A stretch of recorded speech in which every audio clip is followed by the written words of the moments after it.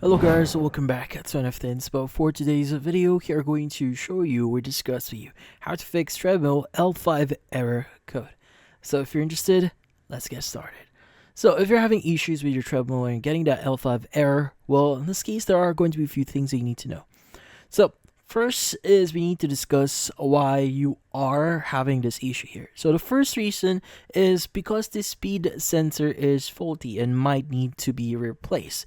Then most commonly the L5 error code means that your speed sensor is broken, so you need to replace this.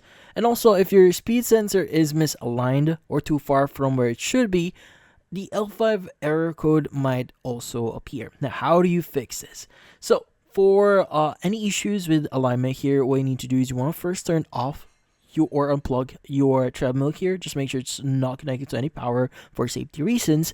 And you want to remove the outer casing so you can get to the internal components here. Now this varies depending on what treadmill you currently have. Now you want to look for any magnetic speed sensor here, and it should be near the belt's wheel. So usually in this area here.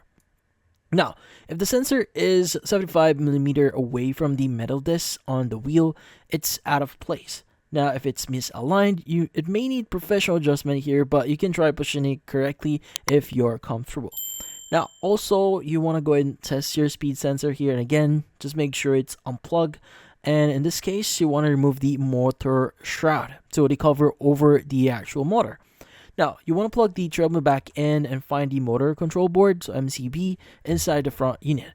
Now, from then on, you want to turn the flywheel, the spinning part near the motor here, and if you see an orange light flickering on the MCB, then the speed sensor is working. Now, if there's no light, the speed sensor is likely damaged and needs to be replaced.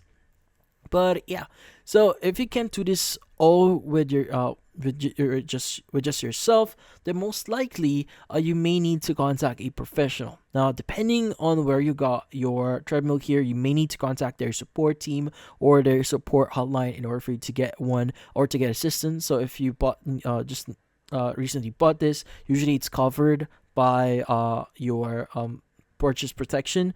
So if you do have that. But then again, it's most likely it's better to contact support if you don't want to do all of those yourself. But in this case, that's about it. Hopefully this video was able to help you. Like and subscribe to One of the Inspo. Thank you for watching.